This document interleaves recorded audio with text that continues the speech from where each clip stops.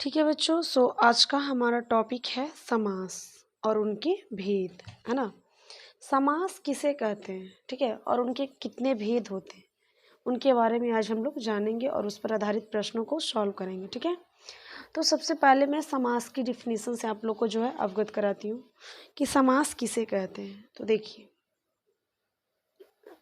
चूंकि समास का संधि विच्छेद करेंगे तो सम जोड़ आस, है ना जी, सम जोड़ आस। ठीक है, चूंकि समास का जो अर्थ होता है वो अर्थ ही होता है समूहों के संक्षिप्त रूप, है ना। समास का अर्थ होता है संक्षिप्त रूप या संक्षिप्त करना, है ना। किसी बड़े टर्म को, बड़े पद को उसका छोटा सा बना देना ही समास कहलाता है। ठीक है, मीन्स क्या, शॉर्टेज नहीं बोलते हैं, संक्षिप्त, है ना।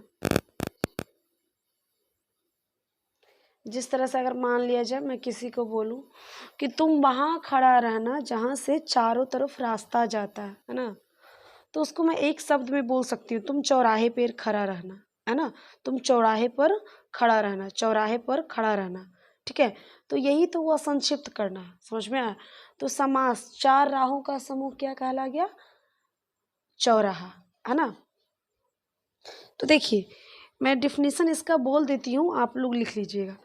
जब दो अथवा दो से अधिक शब्दों को मिलाकर एक नया शब्द बनाया जाता है तो इस प्रक्रिया को समास कहते हैं। ठीक है, जब दो या दो से अधिक पदों के मेल से जो विकार उत्पन्न होता है या मिल करके कोई एक नया शब्द जो बनता है ना, वही क्या कहलाता है जी, समास कहलाता है। ठीक है, समास में दो पद होते हैं बच्चों, एक होता है प्रथम पद, है ना, दो पद होते हैं। ठीक है, जो शुरू में होता है उसको बोलते हैं फर्स्ट टर्म और जो दूसरा नंबर में होता है उसको बोलते हैं उत्तर पद।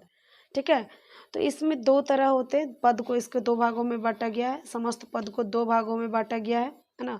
एक प्रथम पद और दूसरा उत्तर पद। ठीक है, तो ये हुआ समास।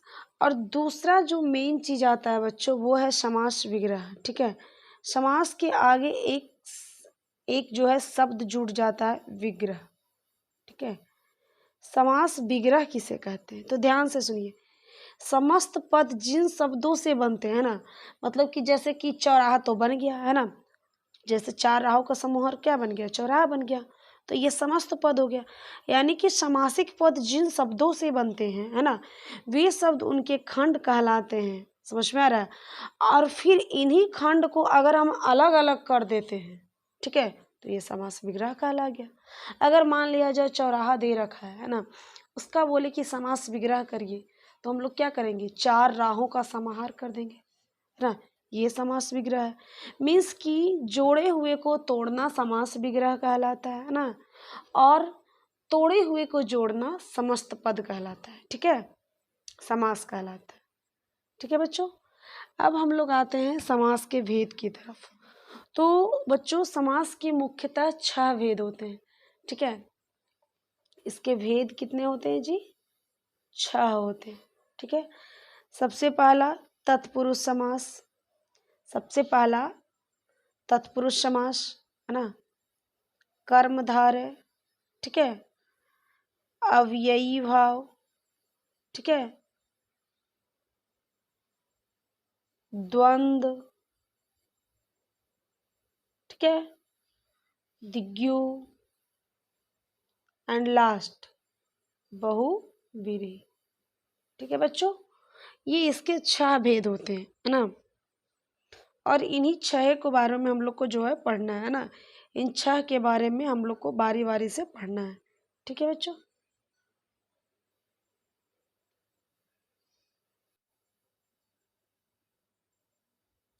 तो चलिए अब प्रश्न की तरफ बढ़ा जाए। तो ध्यान से देखिए बच्चों, प्रश्न संख्या पहला, विशेषण और संज्ञा के संबंध वाले शब्द में कौन सा समास होता है ना, जिसमें प्रथम पद विशेषण हो और दूसरा पद संज्ञा हो।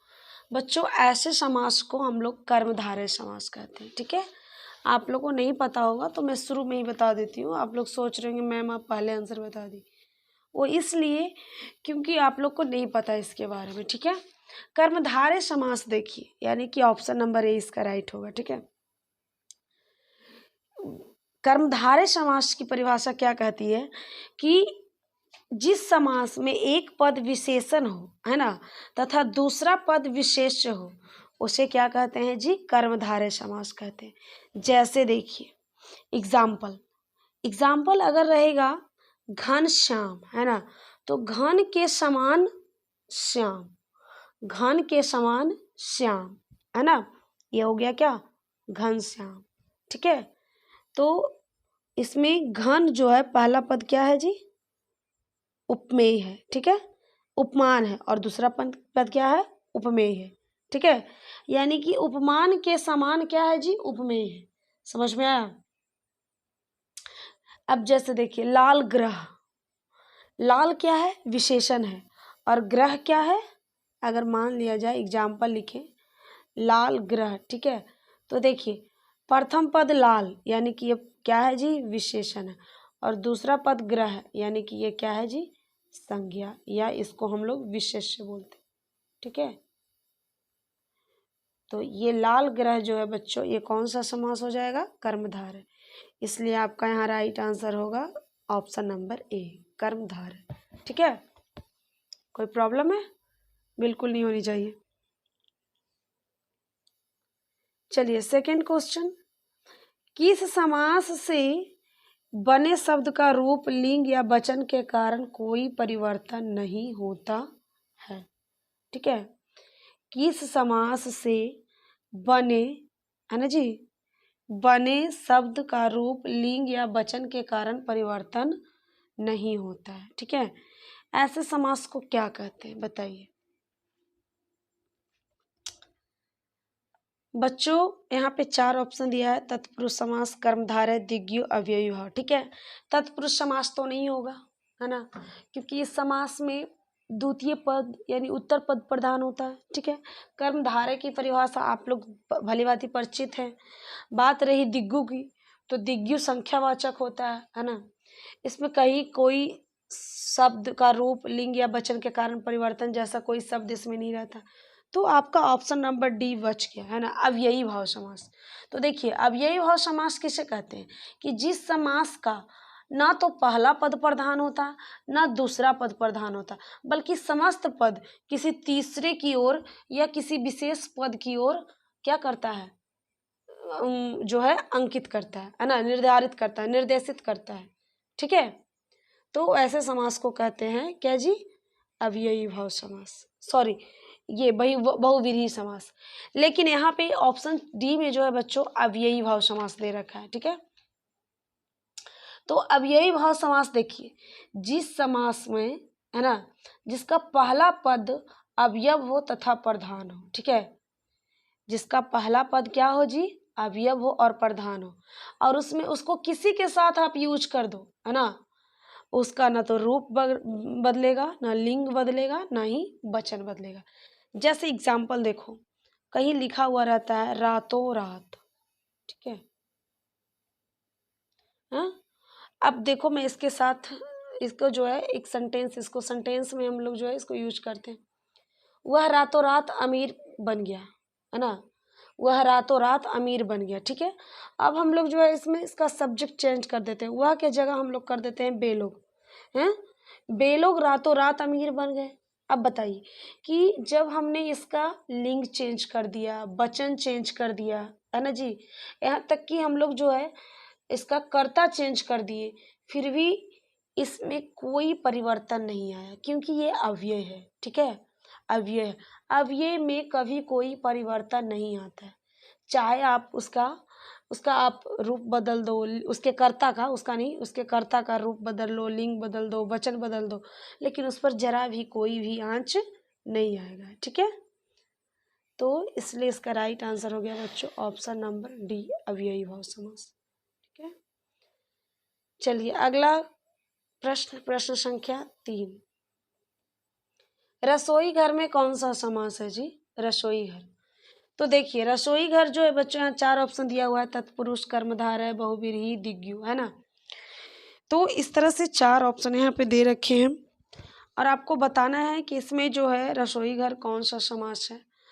तो ये कैसे होगा, तो सबसे पहले मैं बता देती हूँ कि रसोई घर जो है बच्चों तत्पुरुष समास है, ठीक है।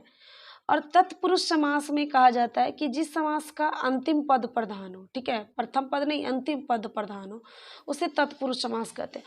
और जब हम उसे तोड़ें, इट मीन्स कि उसका समास विग्रह करें, है ना, तो उसमें कोई ना कोई विभक्ति चिन्ह होना चाहिए, ठीक है।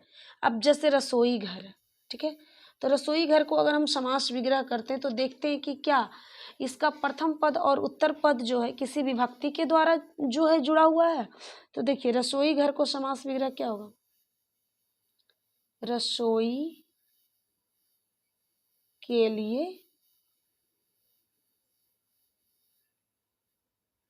ठीक है, रसोई के लिए घर, ठीक है बच्चों।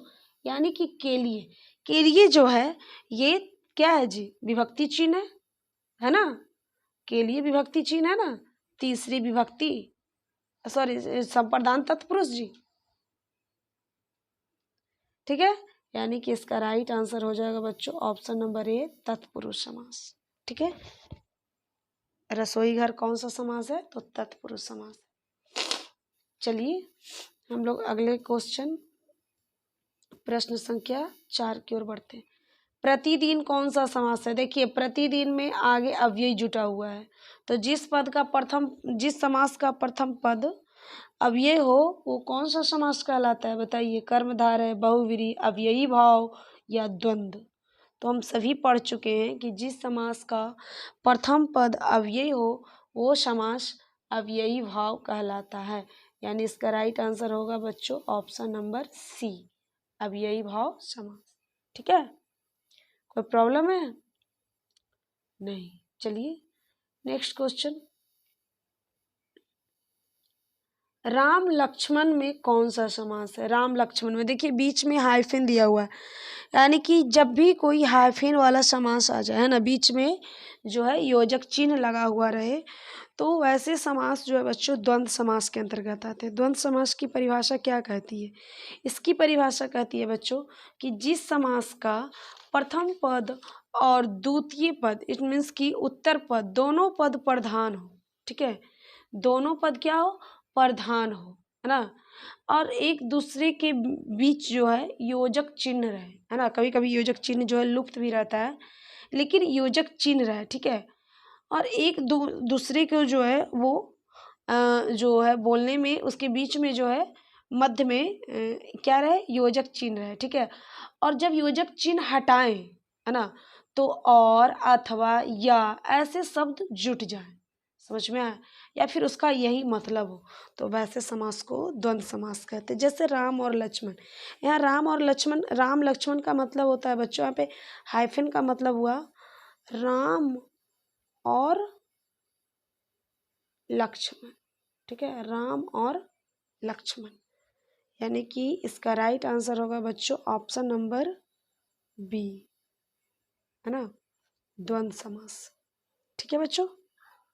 चलिए अगला प्रश्न, प्रश्न संख्या 6, चंद्रशेखर में कौन सा समास है, चंद्रशेखर में कौन सा समास है, कर्मधारय, बहुव्रीहि, तत्पुरुष या द्वंद्व, बताइए। मैं इसकी परिभाषा आप लोग को बता चुकी हूँ कि जिस समास का ना तो प्रथम पद प्रधान हो ना ही उत्तर पद प्रधान, बल्कि समस्त पद जो है किसी विशेष की ओर इंगित करता है, उसे हम लोग बहुव्रीहि समास कहते हैं। जैसे चंद्रशेखर का हम समास विग्रह करेंगे, ठीक है, तो इसका समास विग्रह होगा बच्चों, चंद्र है जिसके शिखर पर, शिखर मतलब सर, प्रथम पद चंद्र, दूसरा पद शिखर, और ये तीनों किसकी ओर इंगित कर रहा है, बताइए। दुनिया में कौन है जिसके सर पर चंद्रमा विराजमान है, वो कौन है, शिव है ना, शिव। यानी कि ये दोनों मिला करके किसकी ओर इंगित कर रहा है बच्चों, तो शिव की ओर, यानी कि तीसरा और विशेष पद कौन है, शिव है, ठीक है। तो ये हो गया कौन सा समास बच्चों, बहुव्रीहि, इसलिए इसका राइट आंसर होगा ऑप्शन नंबर बी, ठीक है। इस टाइप का जो भी समास आए वो बहुव्रीहि में जाएगा, है ना, जो किसी तीसरे की ओर इशारा करे। ठीक है। अब लगता है मुझे कि मैंने 6 समास को जो है आपके सामने बता दिया। अब एक संख्यावाचक है। ठीक है। जिस प्रकार से क्वेश्चन आते जाएंगे बच्चे, उस तरह से मैं उनके बारे में बताते चलूँगी और क्वेश्चन को भी जो है सॉल्व करवाऊँगी। आप लोग को भी सीखने का मौका मिलेगा। ठीक है। चलिए अगला प्रश्न, प्रश्न संख्या 7, हानि लाभ में कौन सा समास है? मैं अब नहीं बताऊंगी, इसमें योजक चिन्ह है। योजक चिन्ह मीन्स की और, हानि और लाभ, कौन समास होगा? द्वंद्व, द्विगु, बहुव्रीहि या कर्मधारय बच्चों। तो जब बीच में हाइफन चिन्ह आ जाए तो मैम बताई थी क्या? द्वंद्व, यानी ऑप्शन नंबर ए जो है आपका बच्चों राइट आंसर है। ठीक है। ऑप्शन नंबर ए जो है बच्चों क्या है आपका राइट आंसर है। ठीक है।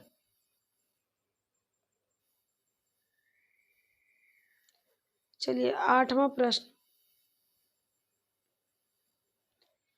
किस समास में अंतिम पद प्रधान होता है?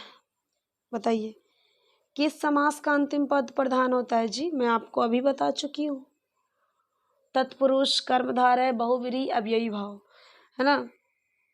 तत्पुरुष समास किसे कहते हैं? जिस समास का अंतिम पद या उत्तर पद प्रधान होता है उस समास को तत्पुरुष समास कहते हैं। ठीक है। यानी इसका राइट आंसर होगा बच्चों ऑप्शन नंबर ए, तत्पुरुष समास। ठीक है। कर्मधारय में तो जिसका पहला पद विशेषण हो या विशेष्य हो, दूसरा पद, है ना। बहुव्रीहि में जो समस्त पद किसी तीसरे की ओर इशारा करता। अव्ययी भाव में पहला पद अव्ययी हो। ठीक है। इतना ही आपको ध्यान में रखना है, बाकी सारे क्वेश्चन जो है समाज से संबंधित सॉल्व हो जाएंगे। चलिए हमारा अगला प्रश्न है बच्चों, प्रश्न संख्या 9। यहाँ पे एक निर्देश दिया गया है, जरूरी निर्देश है, जरा पढ़ लें कि 9 से 16 तक जितने भी प्रश्न आएंगे आपके समक्ष उन सबका समास बताना है। ठीक है। बताइए प्रतिदिन कौन सा समास है? जी बहुत, ये जो है ना बीबीआई प्रश्न है, बहुत ज़्यादा एग्जाम में पूछे जाने वाला प्रश्न है। या तो वो 12th का एग्जाम हो, 10th का एग्जाम हो, बोर्ड का हो, या सीबीएसई बोर्ड का हो, या आईसीएसई बोर्ड का हो, है ना। ये प्रतिदिन जो है हिंदी में बहुत बार पूछा जा चुका है। ठीक है। और इवन आपका जो पैरामेडिकल एग्ज़ाम है इसमें भी ये पूछा जा चुका है। ठीक है। मीन्स कि कंपटीशन लेवल के हिंदी में जो भी एग्ज़ाम होते हैं उसमें ये प्रश्न बहुत बार पूछा जाता है, प्रतिदिन कौन सा समास है? तो प्रति, प्रति जो है बच्चों ये प्रथम पद है और ये अवयव है ना। तो हमें पता है अवयव किसे कहते हैं भाई? वो मूल शब्द होते हैं जिनका जन्म होता है ना, वो किसी की प्रीफिक्स या तो सफिक्स होते हैं, है ना। वो जो है किसी के आगे लगाए जा सकते हैं या पीछे लगाए जा सकते हैं। ठीक है। हाँ, तो उसको बोलते हैं अवयव। ठीक है। तो प्रतिदिन कौन सा समास है जी? द्वंद्व, अव्ययी भाव, कर्मधारय या तत्पुरुष। तो हम सब लगता है ये क्वेश्चन सॉल्व कर चुके हैं। क्या है ये इसका आंसर जी? ऑप्शन नंबर बी, अव्ययी भाव समास। ठीक है। चलिए बच्चों अगला प्रश्न, प्रश्न संख्या 10, गुणहीन, गुणहीन कौन सा समास है? देखिए कोई भी समास पहचानने का उसका सबसे इजी तरीका क्या है जो मैं बताती हूँ, उस समास को आप तोड़ना सीखो। मीन्स कि समास को समास विग्रह करना सीखो, है ना। उस समासिक पद को समास विग्रह करना, जब आप उसको सही ढंग से समास विग्रह कर लोगे तो उसका जो आंसर है वो अपने आप बाहर निकल के आ जाएगा। ठीक है। गुणहीन का देखिए मैं समास विग्रह करती हूँ, गुण से हीन, है ना, गुण से हीन। अब देखिए यहाँ पे जुदाई हो रहा है ना, यानी कि से लगा हुआ है, विभक्ति चिन्ह से। ये कौन सा वाला विभक्ति चिन्ह लगा हुआ आप लोग को पता है? अपादान से, जुदाई। यानी कि जब भी कहीं भी कर्म तत्पुरुष या करण आ जाए, संप्रदान का जो है विभक्ति चिन्ह आ जाए, अपादान का विभक्ति चिन्ह या संबंध का विभक्ति चिन्ह, है ना, या फिर अधिकरण का विभक्ति चिन्ह आ जाए, ये सारे विभक्ति चिन्ह वाले जो हैं वो तत्पुरुष समास के भेद होते हैं, है ना। और ये तत्पुरुष समास के अंतर्गत ही आएंगे। सो आपका इसका राइट आंसर हो जाएगा बच्चों ऑप्शन नंबर बी, तत्पुरुष समास। ठीक है। गुण से हीन, है ना, जिसके पास गुण नहीं है। चलो अब अगला प्रश्न, प्रश्न संख्या 11, ठीक है। आकंठ, आकंठ है ना जी। अब देखिए ये तो इसका समास विग्रह तो ऐसे ही हो जाएगा, आकंठ मतलब कंठ से, है ना। आकंठ, आ क्या है बच्चों? अवयव है, हम सब जानते हैं। आ किसी के पहले लगा देते हैं, अगर नार के पहले सॉरी आ जो है जन्म के पहले आ लगा देंगे तो आ जन्म बन जाएगा, जन्म से, है ना। तो आ क्या है? अवयव है, हम सभी जानते हैं। तत्पुरुष बहुव्रीहि कर्मधारय, इसका राइट आंसर क्या होगा बच्चों बताइए? जाहिर सी बात है, जो वो आ अवयव है तो ये अव्ययी भाव ही समास होगा, ठीक है। इसका राइट आंसर जो है बच्चों ऑप्शन नंबर ए होगा, ठीक है। चलिए अगला क्वेश्चन, क्वेश्चन नंबर 12, 12 क्वेश्चन देखिए। श्याम सुंदर, ठीक है। श्याम सुंदर कौन सा समास है बताइए? श्याम सुंदर, इसका राइट आंसर क्या होगा बच्चों? देखिए इसका समास विग्रह करते हैं, ठीक है। श्याम सुंदर,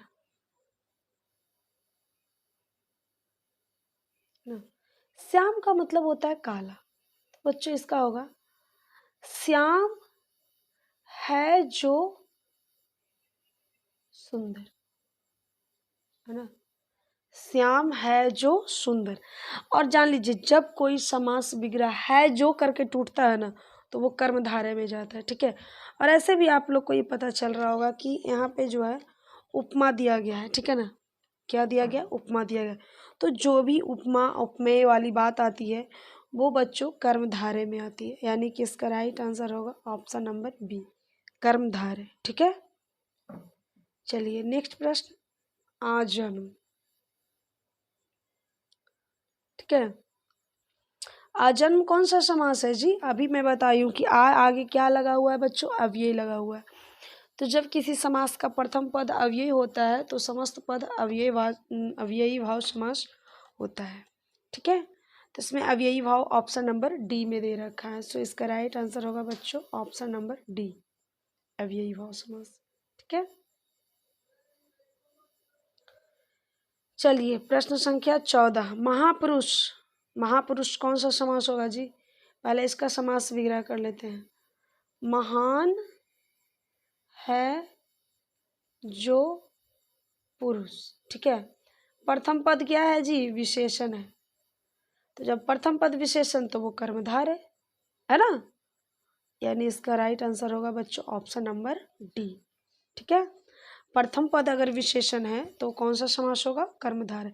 और दूसरा पद क्या है जी? इसका संज्ञा है, यानी कि विशेष है, ठीक है। चलिए अगला प्रश्न 15, यथाशक्ति, बहुत ही इंपॉर्टेंट क्वेश्चन है। यथाशक्ति बहुत बार पूछ चुका है बच्चों, यथाशक्ति, है ना। देखिए यथा, यथा जो यहाँ पे है बच्चों क्या लगा हुआ है? अव्यय लगा हुआ है। इसका समास विग्रह करेंगे तो होगा शक्ति के अनुसार। यथाशक्ति मतलब शक्ति के अनुसार,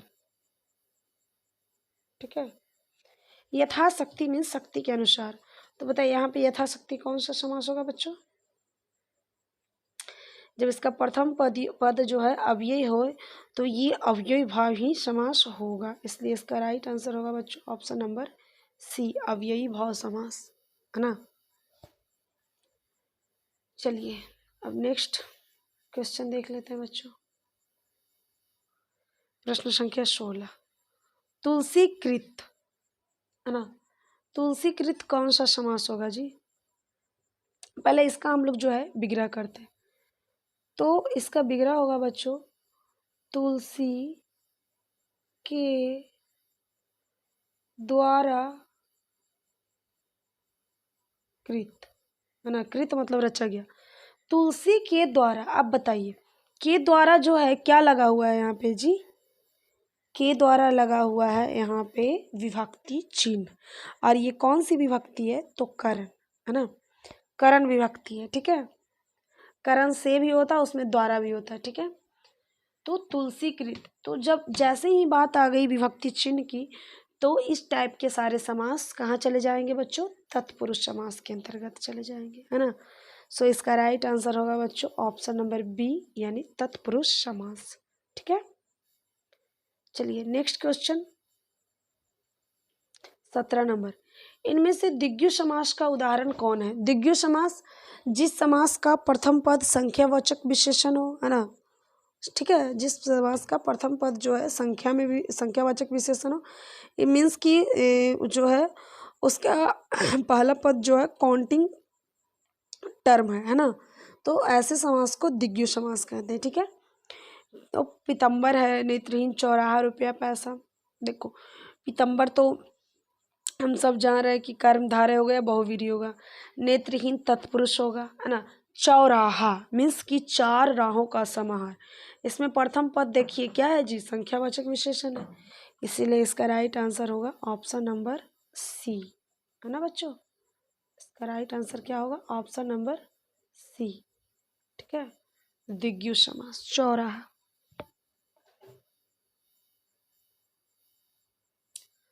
अगला प्रश्न संख्या 18। नीचे दिए गए समासिक शब्दों में कौन सा नव समास का उदाहरण है ना। बताइए, नीचे दिए गए समासिक पदों में कौन सा पद जो है नया समास का उदाहरण है? ठीक है, नया समास का मतलब होता है बच्चों जिससे निगेटिविटी आए, है ना, ऋणात्मकता। मीन्स कि उसका जो है उसका जब समास विग्रह करें तो ऐसा लगे कि वो निगेटिव टर्म है ना। हाँ, जैसे अब पहला ऑप्शन इसका देख लीजिए, अनिष्ट मतलब नानिष्ट, यही तो है ना। नानिष्ट, मुख चंद्र, कुरंग नयन, कुरंग है जो नयन, मुख चंद्र, चंद्र के समान मुख, शीतोष्ण, शीत और उष्ण, ये सारे ऐसे कोई ऐसा समास नहीं है बी सी और डी में जिससे निगेटिविटी पैदा हो रही है। लेकिन अनिष्ट, अनिष्ट का मतलब होता है ना इष्ट, है ना, जो इष्ट नहीं है। ठीक है, यानी कि इसका राइट आंसर होगा बच्चों ऑप्शन नंबर ए। ठीक है, चलिए अगला प्रश्न, प्रश्न संख्या 19। जब 2 या 2 से अधिक पद मिलकर एक नए शब्द की रचना करते हैं तो उसे क्या कहते हैं जी? उसे बताइए। बिल्कुल सही, उसे समास कहते हैं। उसे क्या कहते हैं बच्चों? समास कहते हैं। ठीक है, तो समास ऑप्शन जो है आपका बी में है, इसलिए बी जो है आपका राइट आंसर हो जाएगा। ठीक है, चलिए नेक्स्ट प्रश्न। किस समास के दोनों शब्दों को समानाधिकरण होने पर भी कर्मधारय समास होता है ना। कह रहा है कि किस समास में, है ना, दोनों पदों का समानाधिकरण मतलब दोनों पद जो है समान अधिकार के होते हैं, फिर भी जो है वो कर्मधारय समास में होता है। बताइए कैसा कौन सा समास है बच्चों?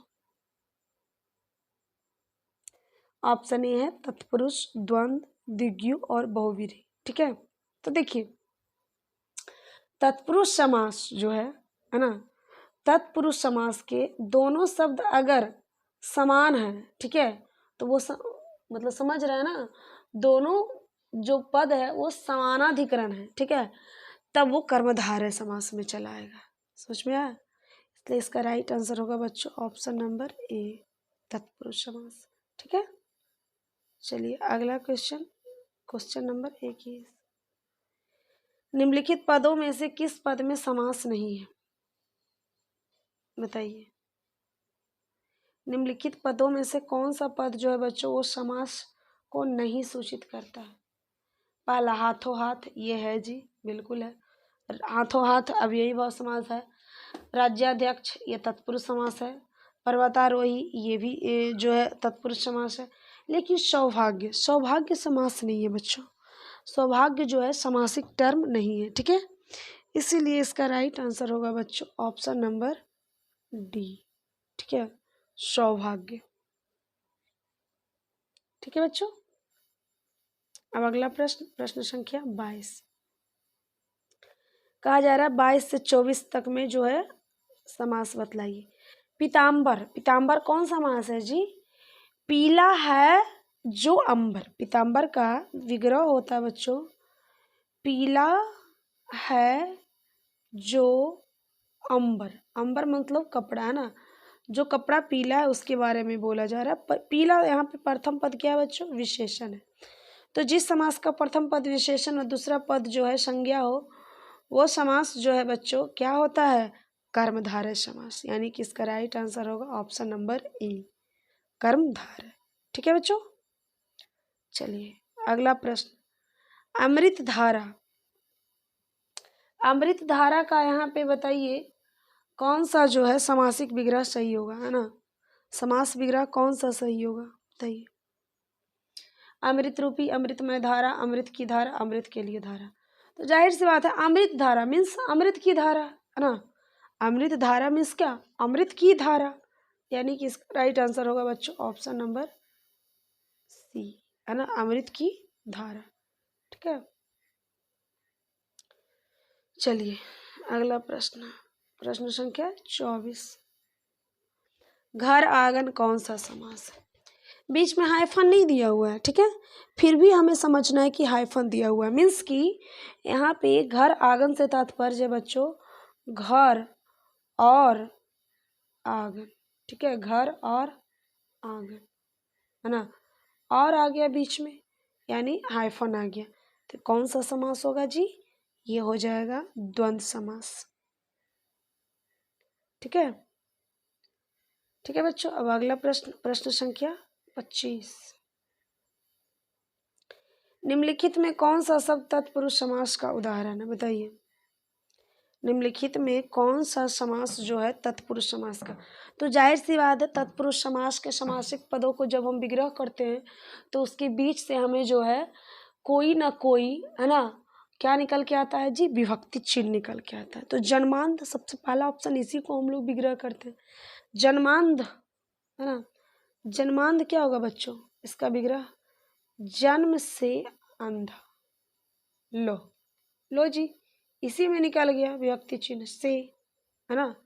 जन्म से अंधा। ठीक है, विभक्ति चिन्ह तो यही है ना, से विभक्ति, यानी कि इसका हो जाएगा option number A right answer. ठीक है, जन्मांध। ठीक है बच्चों, चलिए नेक्स्ट प्रश्न।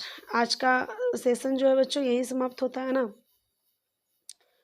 आई होप आप लोग को आज का वीडियो बहुत पसंद आएगा, क्योंकि आज के सारे क्वेश्चन जो थे वो मोस्ट इम्पॉर्टेंट क्वेश्चन थे, वीवीआई थे, और वो परीक्षा के दृष्टिकोण से बच्चों बहुत ही महत्वपूर्ण थे। आप लोग इस वीडियो को जो है अभी आप पढ़ने के बाद इसको ये यूट्यूब पर आप इसको 1 से 2 बार और देख सकते हैं। ठीक है, तभी आप लोग को जो है समास जो है समझ में आएगा, है ना? क्योंकि समास जो बच्चे फर्स्ट टाइम पढ़ रहे होंगे समास, उन्हें तो बिल्कुल समझ में नहीं आएगा, लेकिन इसमें बहुत सारे बच्चे मुझे पता है वो पहले से पढ़ के आए होंगे, क्योंकि वो मैट्रिक और 12th पास हैं, है ना? तो वो पढ़ के आए होंगे, उन्हें ये समझ में आया होगा, है ना? ठीक है, तो चलिए हम लोग फिर मिलते हैं बच्चों नेक्स्ट वीडियो में।